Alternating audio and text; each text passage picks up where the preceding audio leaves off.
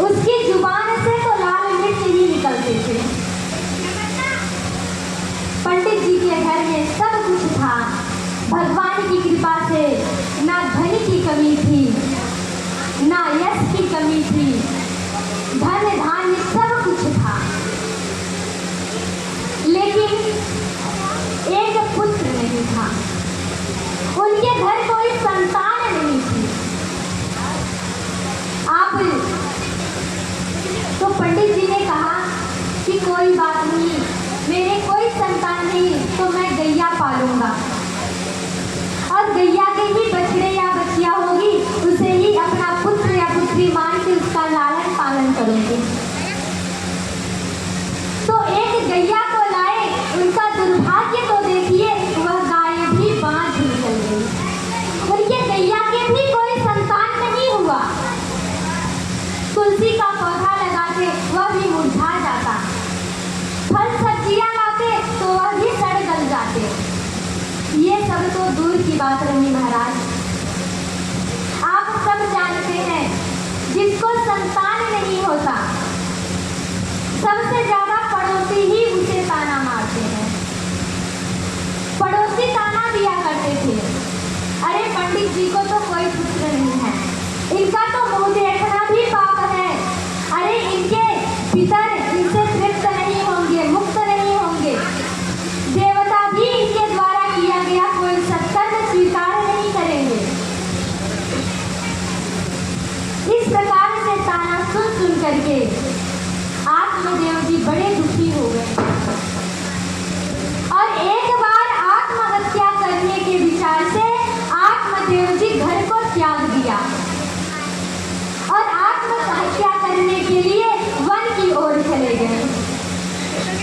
One में जाकर के एक वृक्ष के नीचे बैठ करके लगे फूट फूट रोने कि मैं अपने प्राण ही त्याग दूंगा आज। मेरी संतान से अच्छा है कि मर जाना ही ठीक है। बैठ कर रो रहे थे, तभी भगवान की कृपा से वहां एक संत आए। संत ने जैसे ही आत्मदेव जी को देखा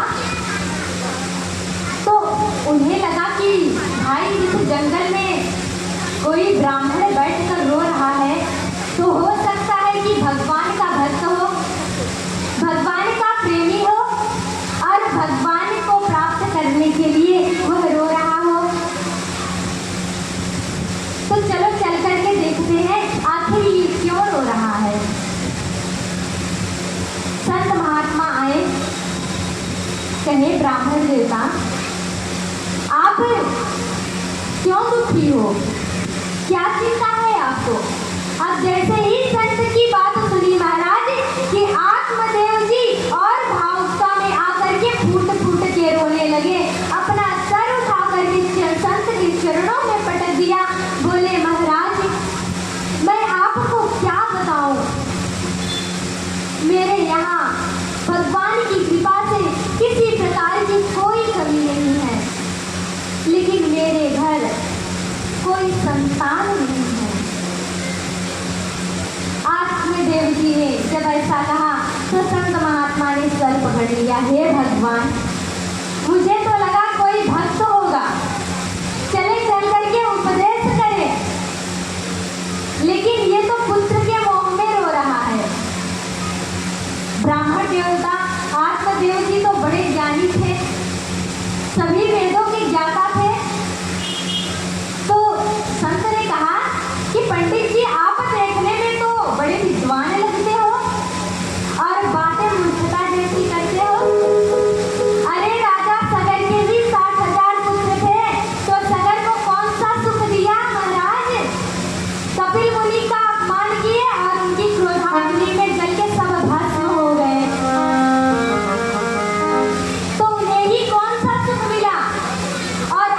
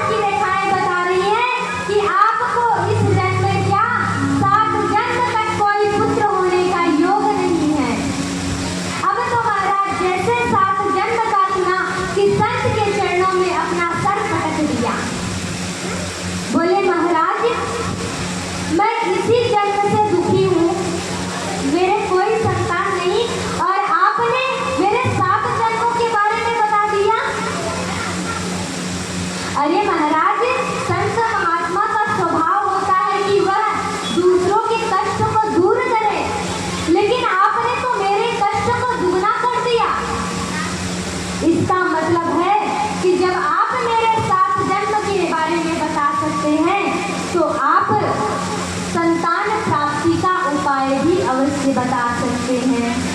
इसलिए मुझे कुछ नहीं सुनना, आप सीधा सीधा ये बताइए कि मुझे पुत्र कैसे उत्पन्न होगा। अगर आप मुझे उपाय नहीं बताएंगे तो मैं आपके चरणों में ही अपना सर पटक पटक के अपने प्राण त्याग दूंगा और आपको ब्रह्म हत्या लग जाएगी। अब संत महात्मा मन में कहने लगे, हे भगवान, मैं अच्छा खासा जा रहा था, कहाँ इस ब्राह्मण के चक्कर में फंस गया। अगर मैंने इसे पुत्र प्राप्ति का आशीर्वाद नहीं दिया तो ये अभी तो पुत्र मोह में है, कहीं सच में हमारे चरणों में अपना प्राण दे दिया तो मुझे तो पाप लग जाएगा, ब्रह्म हत्या लग जाएगा। तो बोले, अच्छा ब्राह्मण बेटा, आप दुखी मत हो, अपनी झोली से फल निकाला और ब्राह्मण देवता को दे दिया।